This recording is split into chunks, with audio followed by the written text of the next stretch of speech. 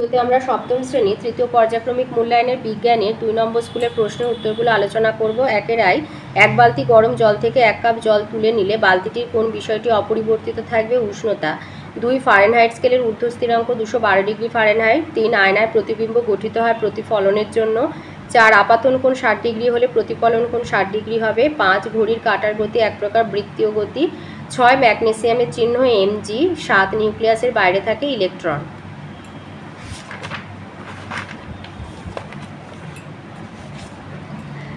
আটে দিয়েছে জিঙ্কের সাথে সালফিউরিকের বিক্রিয়া জিঙ্ক সালফেট আর হাইড্রোজেন উৎপন্ন হয়েছে, এটা প্রতিস্থাপন বিক্রিয়া।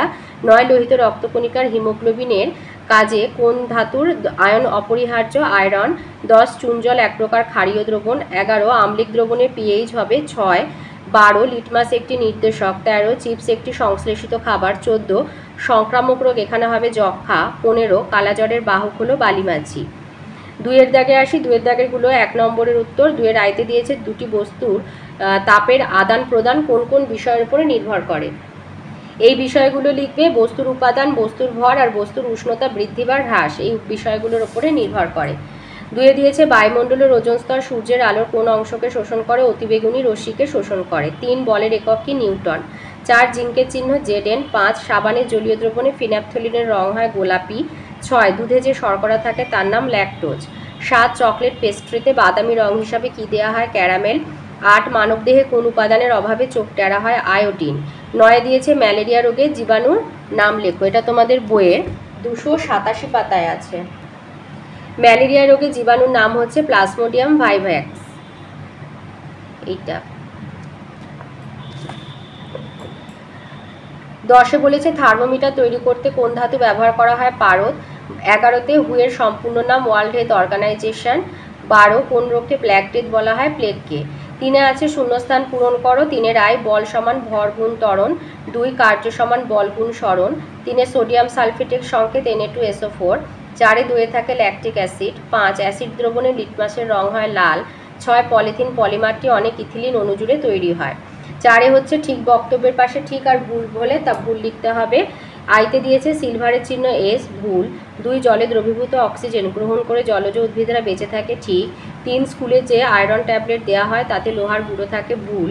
4 পানীয় জলের মাধ্যমে কিছুটা নুন আমাদের শরীরে প্রবেশ করে, ঠিক। 5 ভিটামিন এর অভাবে রাতে দেখতে কষ্ট হয়, ঠিক। 6 আয়রনের অভাবে গলগণ্ড রোগ হয়, ভুল। আয়োডিনের অভাবে হয়। 5 আইতে একটা অঙ্ক দিয়েছে, বলেছে বস্তুর তাপমাত্রা 45 ডিগ্রি সেলসিয়াস। 45 ডিগ্রি সেলসিয়াস বলেছে, ফারেনহাইট স্কেলে ওই তাপমাত্রার মান কত? তাহলে ফারেনহাইট স্কেল এবং তোমার সেলসিয়াস স্কেলের যে সম্পর্ক আমরা কি জানি? C/5 সমান F - 32/9, এই সম্পর্কটা আমরা জানি। তাহলে লিখবে যে আমরা জানি C/5 সমান F - 32/9।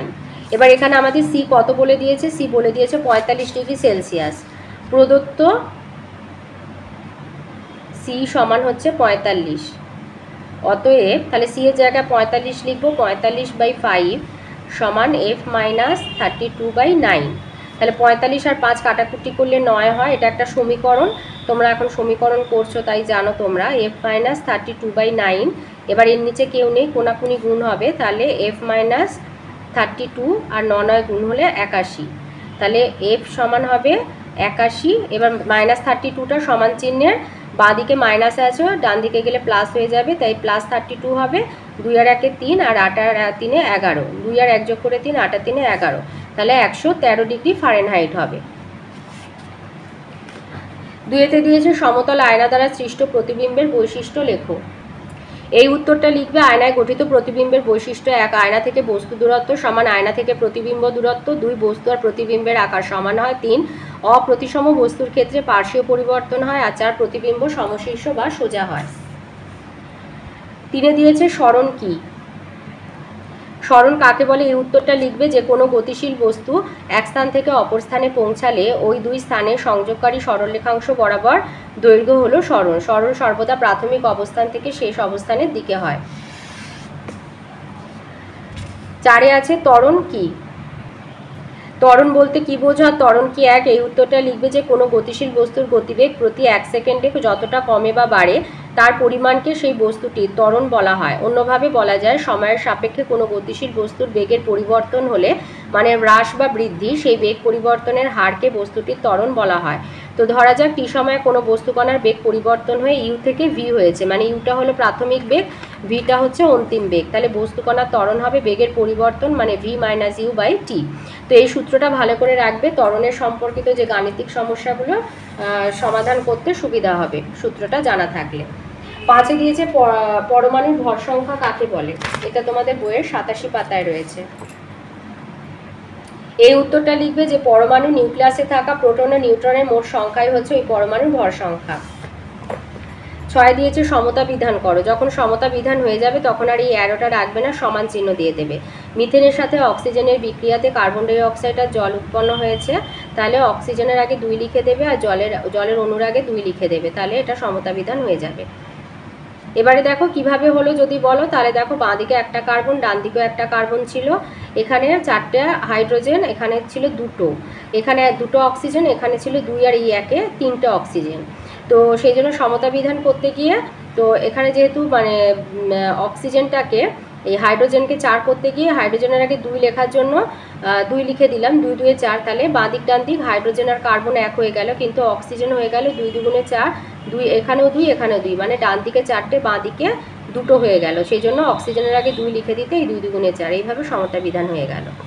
7-এ বলেছে ম্যাগনেসিয়াম ক্লোরাইডে কী কী আয়ন থাকে লেখো। তোমাদের বইয়ের 93 পাতায় রয়েছে এই যে ম্যাগনেসিয়াম ক্লোরাইডে ম্যাগনেসিয়াম আয়ন আর ক্লোরিন আয়ন থাকে। 8-এ দিয়েছে প্রেসারের রুগীকে নুন কম খেতে বলা হয় কেন। আর এই যে রক্তে একটা পরিমিত পরিমাণ নুন থাকে, কিন্তু রক্তে নুনের পরিমাণ কোনো কারণে বেড়ে গেলে রক্তকোষ কলা থেকে জল টেনে নেয়, ফলে রক্তের মধ্যে থাকা জলের পরিমাণ বেড়ে যায়, তখন রক্তের পরিমাণ স্বাভাবিকের চেয়ে বেড়ে যায়, এর ফলে দেহে রক্তের স্বাভাবিক চাপ বেড়ে যায়।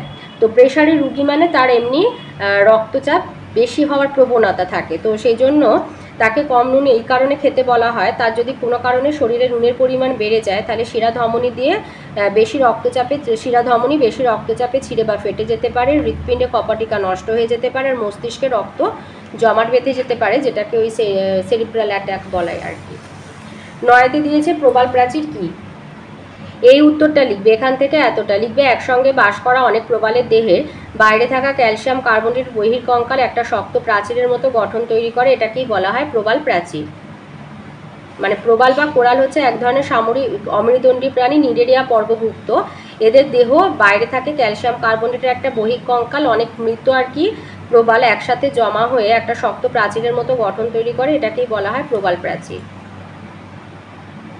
এই যে এরা একসঙ্গে দল বেঁধে কলোনি তৈরি করে বাস করে। এবার প্রবালরা নিজেদের দেহের বাইরে বহির্কঙ্কাল তৈরি করে, এগুলো এদের দেহকে রক্ষা করে। এবার মৃত প্রবালের সাদা বা রঙিন কঙ্কালের সৌন্দর্য ওই প্রবালগুলো মারা গেলে ওইগুলো একসাথে প্রাচীরের মতো দেখতে হয়, ওটাকেই প্রবাল প্রাচীর বলে। 10-এ দিয়েছে মশা নিয়ন্ত্রণের উপায়গুলি লেখো। মশা নিয়ন্ত্রণের উপায় 1 লিখবে, চৌবাচ্চা, বালতি, ফুলদানি ইত্যাদি জায়গার জল 2-3 দিন অন্তর পাল্টাতে হবে। 2 মশার লার্ভা খায় এমন মাছ, গাপ্পি, তেচকুর, শোল, ল্যাটা, গাম্বুসিয়া জমা জলে ছাড়তে হবে। 3 নালা নর্দমার বদ্ধ নোংরা জলে পোড়া মোবিল, কেরোসিন, ডিজেল ছড়িয়ে দেওয়া যেতে পারে, এমনকি ব্লিচিং পাউডারও ছড়িয়ে দিয়ে যেতে পারে। 11-তে দিয়েছে এডিস মশা চেনার উপায়গুলি লেখো।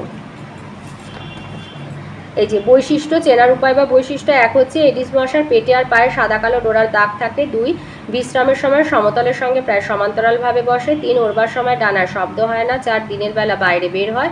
5 পরিষ্কার জলে ডিম পাড়ে। 12-তে দিয়েছে কলেরা রোগের লক্ষণগুলি লেখো। এইগুলো লিখবে, বমি, পায়খানা, জলতেষ্টা, পেট ব্যথা, অবসন্ন বোধ করা, পায়ের চামড়া শিথিলতা বা চামড়া কুঁচকে যাওয়া, ক্রমশ নিস্তেজ হয়ে পড়া, জ্ঞান হারানো।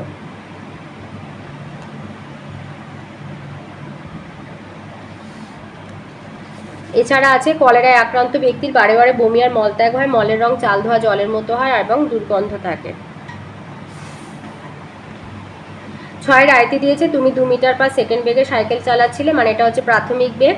আরও জোরে প্যাডেল করার ফলে 3 সেকেন্ড পরে বেগ হয়েছে 11 মিটার পার সেকেন্ড, মানে এটা হচ্ছে অন্তিম বেগ। ত্বরণ নির্ণয় করতে বলেছে। তাহলে লিখবে যে আমরা জানি ত্বরণ a সমান v minus u by t. প্রাথমিক বেগ ইউ হচ্ছে 2 মিটার পার সেকেন্ড, অন্তিম বেগ v t 11 metre per second, আর টাইম টি হচ্ছে 3 সেকেন্ড। তাহলে ত্বরণ হবে 11 বিয়োগ 2/3, মানে 11 থেকে 2 বিয়োগ হলে এটা হচ্ছে 9, এটা 9/3, মানে ত্বরণ হবে 3 মিটার পার সেকেন্ড স্কোয়ার। দিয়ে দিয়েছে আমরা কিভাবে হাঁটি তা ক্রিয়া প্রতিক্রিয়ার সাহায্যে ব্যাখ্যা করো। আর ক্রিয়া প্রতিক্রিয়ার মানের অনুপাত 1:1। যে পরিমাণ ক্রিয়ার প্রতিক্রিয়ার মান সর্বদা সমানুপাত হয় আর কি। এই উত্তরটা লিখবে আমরা যখন হাঁটি তখন আমরা পা দিয়ে মাটির ওপরে একটা বল প্রয়োগ করি, প্রতিক্রিয়া স্বরূপ মাটিও আমাদের পায়ের ওপরে সমান আর বিপরীতমুখী বল প্রয়োগ করে। এই প্রতিক্রিয়া বলের জন্যই আমরা হাঁটতে পারি। এখানে তিনি দিয়েছে একটা ছবিতে একটা ইলেকট্রন আর প্রোটনের সংখ্যা দিয়ে বলেছে ছবি দেখে ইলেকট্রন সংখ্যা প্রোটন সংখ্যা নির্ণয় করো। তো যে কোনো পরমাণুতে প্রোটন সংখ্যার ইলেকট্রন সংখ্যার সমান হয়। তাহলে এখানে ভেতরের গোলে আছে 1টা 2টো, বাইরে আছে 1 2 3 4 5 6 7 8 9টা 10টা হচ্ছে 1টা 2টো 3 4 5 2টো 3 4 5 6 7 8 9 10 11 12টা। তাহলে ইলেকট্রন সংখ্যা 12 সমান প্রোটন সংখ্যাও 12টা হবে। 4 দিয়েছে কোয়াসিয়র্কর রোগের বৈশিষ্ট্য লেখো। আর এই রোগ কী কারণে হয়? কোয়াসিয়র্কর রোগের বৈশিষ্ট্য লিখবে যে বৈশিষ্ট্য হচ্ছে 1 হচ্ছে চামড়া গাঢ় বর্ণের এবং পেট ফোলা হয়, 2 হচ্ছে দেখে মনে হয় চোখগুলো ঠিকরে বেরিয়ে আসছে। আর এটার কারণ হচ্ছে খাদ্য উপযুক্ত পরিমাণে প্রোটিনের অভাব ঘটলে 1 থেকে 4 বছর বয়স্ক শিশুদের অপুষ্টিজনিত এই রোগ দেখা দেয়। 5 দিয়েছে পৃথিবীর জৈববৈচিত্র্য হ্রাসের কমপক্ষে 3টি কারণ ব্যাখ্যা করো। একটা কারণ হচ্ছে হারিয়ে যাচ্ছে বাসস্থান। প্রকৃতি থেকে জীবদের হারিয়ে যাওয়ার পেছনে একটা বড় কারণ হলো তাদের বাসস্থান ধ্বংস হয়ে যাওয়া।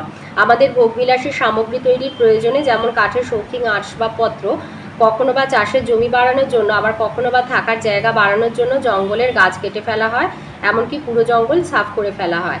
সাইবেরিয়ার বাঘের অস্তিত্ব সংকটের অন্যতম কারণ হলো তাদের বাসস্থান ধ্বংস হয়ে যাওয়া। 2 হচ্ছে অবৈধ শিকার বা চোরা শিকারীদের লোভ অনেক প্রাণীর অস্তিত্বকে বিপন্ন করে তুলেছে। পৃথিবীর বেশ কিছু দেশে কিছু কিছু বন্য জন্তুর হাড়, চামড়া ইত্যাদি ওষুধ তৈরির কাজে ব্যবহার করা হয়। এছাড়াও দাঁত, চামড়া বা শিং এসবের লোভেও বিভিন্ন প্রাণী চোরা শিকারীদের হাতে প্রাণ হারায়। আর 3 নম্বর হচ্ছে পরিবেশে নতুন জীবের আগমন। বাইরে থেকে আসা নতুন প্রাণী অনেক সময় স্থানীয় প্রাণীদের সংখ্যা হ্রাসের কারণ হয়। যেমন 20 শতাব্দীতে গ্যালাপাগোস দ্বীপপুঞ্জে বাইরে থেকে কুকুর, শুয়োর আর ছাগল নিয়ে আসা হয়েছিল। এই ছাগলরা কচ্ছপের খাবার যেমন ঘাস পাতা খেয়ে নিত, আবার কুকুর শুয়োরেরা খেত কচ্ছপের ডিম। ফলে একসময় দেখা গেল কচ্ছপের সংখ্যা কমে গেল। গ্রাম বাংলার জলাভূমিতে আফ্রিকা থেকে তেলাপিয়ার বিশাল মাগুর জাতের মাছ এনে ছেড়ে দেওয়ার ফলে অস্তিত্ব বিপন্ন হয়েছে মৌরলা, পুঁটি এবং খলসের মতো স্থানীয় মাছেদের। 6 দিয়েছে পরিবেশ রক্ষায় গাছের ভূমিকা আলোচনা করো।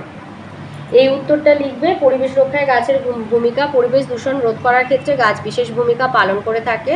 যেমন হচ্ছে কদম, বেল, শিরীষের মতো গাছের পাতা বিভিন্ন ধরনের দূষক পদার্থের কণাকে ছাঁকনির মতো আটকে রাখে। 2 হচ্ছে বট, আম, অশ্বত্থ প্রভৃতি উদ্ভিদের চওড়া এবং লম্বাটে পাতা অধিক পরিমাণ দূষক পদার্থ ধারণ করতে পারে। 3 আবার কৃষ্ণচূড়া, গুলমোহর প্রভৃতি গাছের যৌগিক পাতা ধোঁয়া শুষে নেয়। 4 এছাড়া বেল, ছাতিম, জারুল প্রভৃতি গাছ শব্দ দূষণ নিয়ন্ত্রণে সাহায্য করে।